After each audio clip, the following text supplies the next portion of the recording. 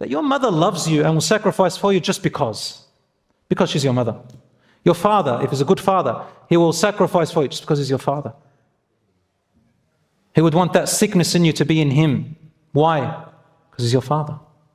They will sacrifice their life for you. Why? Not for anything in return, to see you live.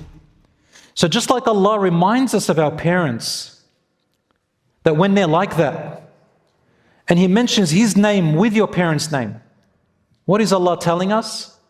He's telling you, do you see how you experience that kind of relationship? And you don't know it until you are a parent yourself, and when you have children, you will experience it. See that experience?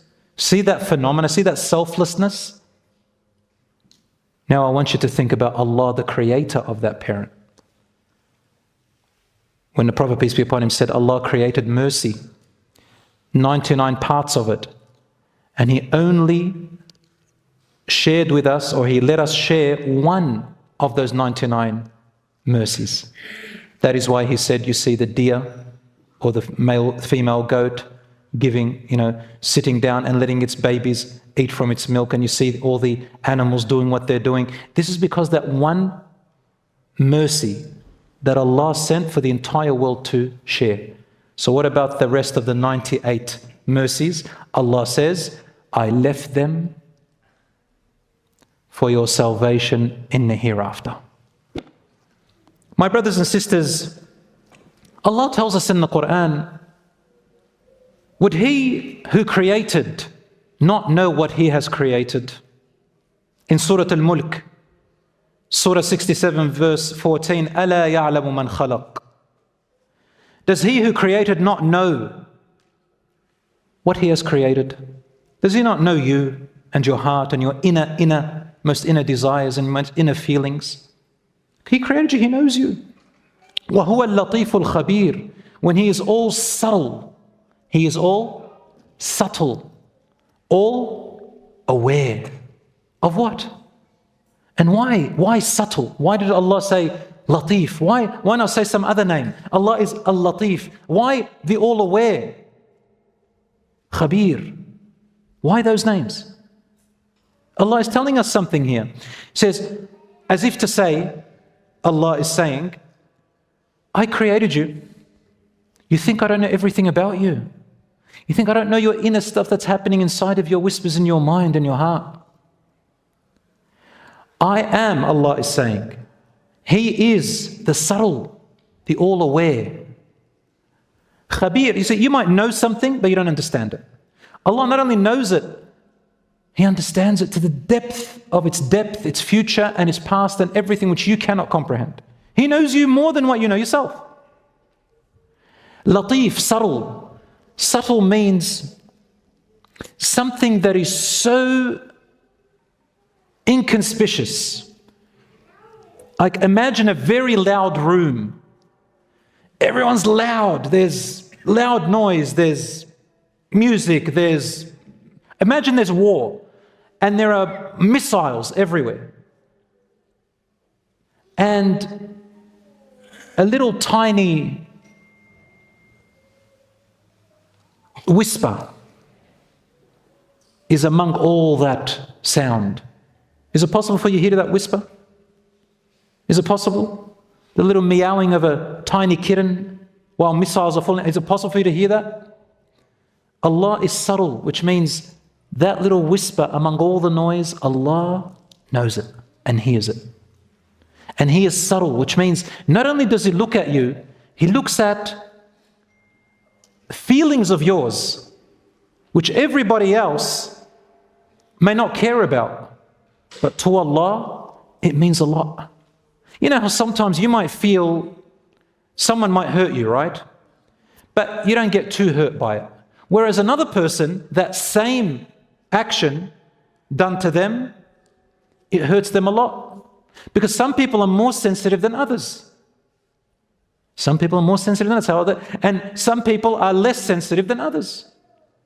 So we have at school sometimes teenagers, if someone says a joke to hurt another student, they come up and they say, come on man, it was nothing, it was just a joke. Yeah, but not to that person. But if you were to say something else to those bullies, there's something else that would hurt them. Allah is subtle. He looks at you individually. What are your sensitivities? They may be as small as a meowing of a kitten among war, but to Allah He sees it and He knows it.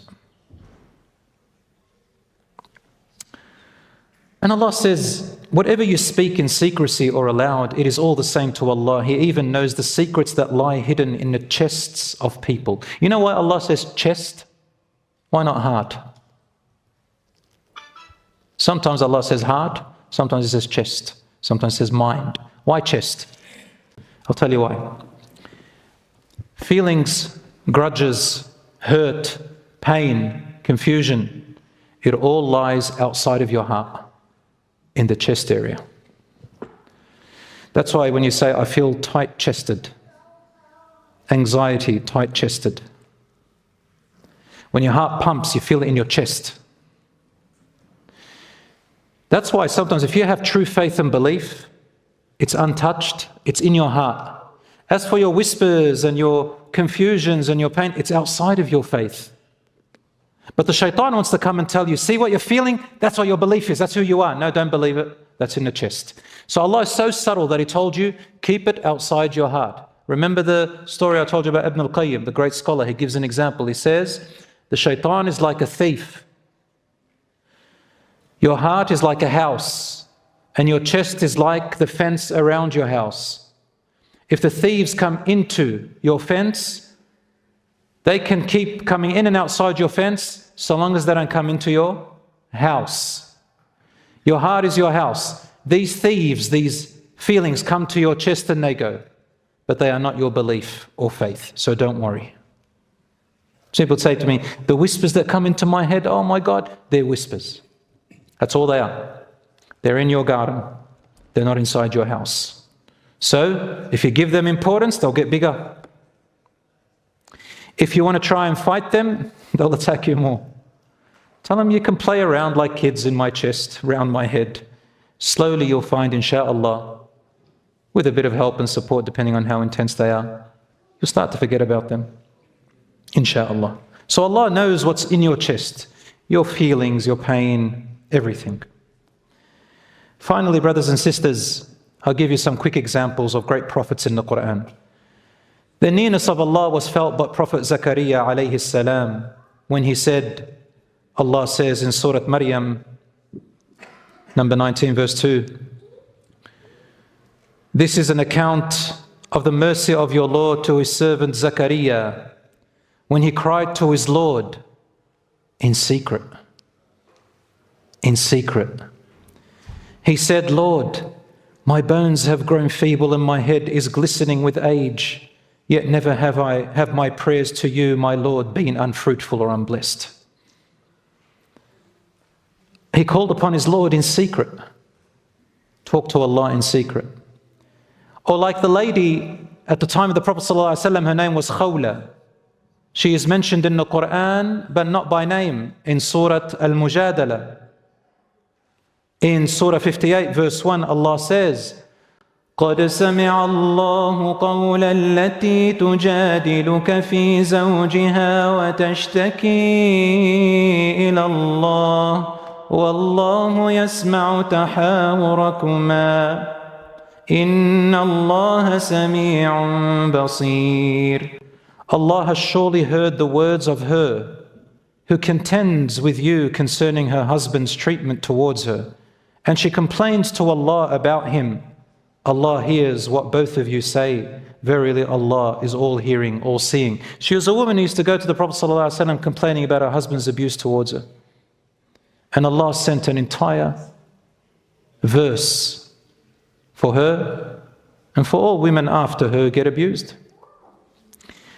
The nearness of Allah is like Hajar, our mother Hajar, the wife of Ibrahim alayhi salam, when he went and left her in the middle of the desert with a baby. And as he started walking away, she said, Ya Ibrahim, O Ibrahim, أين تذهب وتتركنا بهذا الوادي? Where are you going, O Ibrahim? You're leaving us here in this valley. الذي ليس فيه إنس ولا شيء. There's no human or anything. Then she kept repeating and he wouldn't respond. And finally she said, Allahu alladhi amaraka bihada. Wait a minute. Did Allah command you to do this? And he said, yes. Then she said, إِذَنْ لَا يُضَيِّعُنَ اللَّهُ. Well, in that case, Allah will never leave us. Allah will never lose us.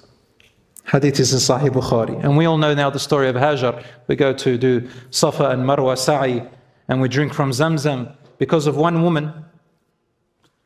Millions and billions of people do the same because of one woman. Asya alayha salam, the wife of Pharaoh, and when she followed Moses and believed in the true religion, Pharaoh and his archmen, his soldiers, tried to torture her with boulders and whips. And Allah mentions her in the Quran in Surah 66 verse 11.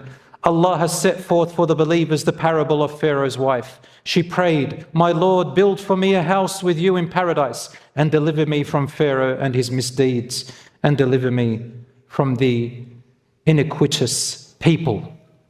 Under torture, Allah showed her her palace in paradise and she smiled while being killed. The nearness of Allah. Or Yunus alayhi salam, Jonah, who was swallowed into the belly of the prehistoric sea creature. When Allah subhanahu wa ta'ala mentions him in the Quran, that he called out to Allah in three darknesses: the darkness of the sea creature, in the darkness of the ocean, in the darkness of the night. And then Allah says, eventually he cried out in the darkness, there is no God but you, glory be to you, I have done wrong. Thereupon we accepted his prayer and rescued him from grief. Thus do we rescue the believers as well. But we threw him on a wide, bare tract of land while he was ill and caused a gourd tree, like a pumpkin tree or a cucumber tree, that which spreads out, to grow over him, to protect him and so that he can eat and get well. Or Prophet Yaqub, Jacob, when his own children abused him and they stole his beloved son Yusuf alayhi salam and lied to him that the wolf ate him and he was sold into the market as a slave, and Yaqub alayhi salam didn't know the whereabouts of his beloved son Yusuf alayhi salam. And when they came back to him and he said, did you find Yusuf? And even after all those years, they said to him, oh father, you're still in your old obsessive ways. And then he said, قَالَ إِنَّمَا أَشْكُو بَثِّي وَحُزْنِي إِلَى اللَّهِ وَأَعْلَمُ مِنَ اللَّهِ مَا لَا تَعْلَمُونَ. He said, I will address my sorrow and grief only to Allah, and I know from Allah what you do not know. For Yaqub alayhi salam cried to Allah subhanahu wa ta'ala in the loss of his son. He didn't know where he was, but Allah subhanahu wa ta'ala was near, always looking after him. Allah knows the hidden intentions and secret discussions, my brothers and sisters, and even the disbeliever, Allah subhanahu wa ta'ala responds to his or her supplication on condition that the disbeliever calls upon Allah one and only. And the verses in the Quran in Surah 31 verse 32 where Allah says, and when waves engulf them in the sea like canopies, they call upon Allah, consecrating their faith solely to Him. But when He delivers them safely to the land, some of them become lukewarm. None denies our signs except those who are ungrateful, perfidious. So even the disbelievers, if they call upon Allah one and only, Allah responds. His promise is to all. Finally, my brothers and sisters, the names and attributes of Allah subhanahu wa ta'ala, as I said, are perfect.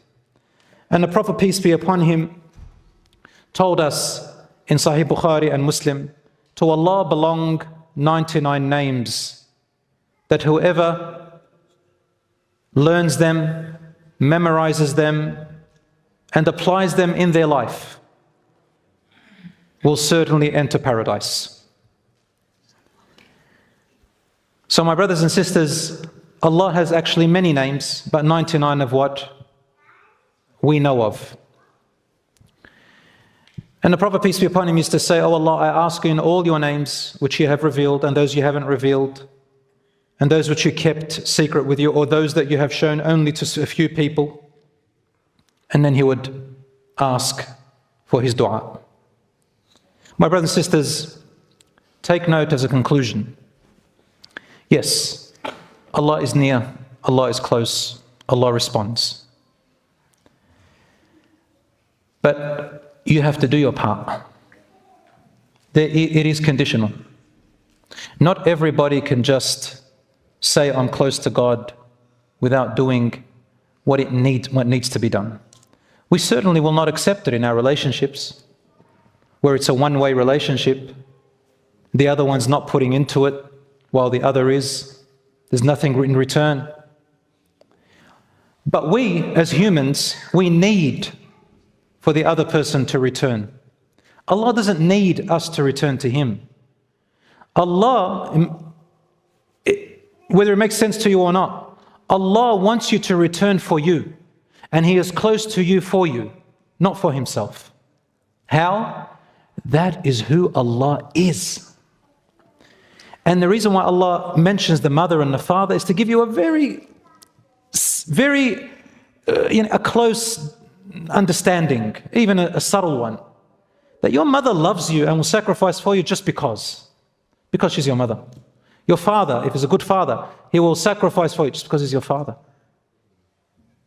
He would want that sickness in you to be in him. Why? Because he's your father. They will sacrifice their life for you. Why? Not for anything in return, to see you live. So just like Allah reminds us of our parents, that when they're like that, and He mentions His name with your parents' name, what is Allah telling us? He's telling you, do you see how you experience that kind of relationship? And you don't know it until you are a parent yourself, and when you have children, you will experience it. See that experience? See that phenomena? See that selflessness? Now I want you to think about Allah, the creator of that parent. When the Prophet, peace be upon him, said Allah created mercy, 99 parts of it, and He only shared with us, or He let us share one of those 99 mercies. That is why He said, you see the deer or the female goat sitting down and letting its babies eat from its milk, and you see all the animals doing what they're doing. This is because that one mercy that Allah sent for the entire world to share. So what about the rest of the 98 mercies? Allah says, I left them for your salvation in the hereafter. Allah will use the other 98% for His servants on the Day of Judgment. Mercy. So brothers and sisters, don't leave Allah. And Allah is always there. Repent to Allah. Ask Him to forgive you. Again and again and again. May Allah subhanahu wa ta'ala make us among those whom He loves. May Allah make us among those who will be near to Him. And may Allah make us among those who enter paradise and see Him and speak to Him. Ameen. هذا وصلى الله على نبينا محمد والحمد لله رب العالمين.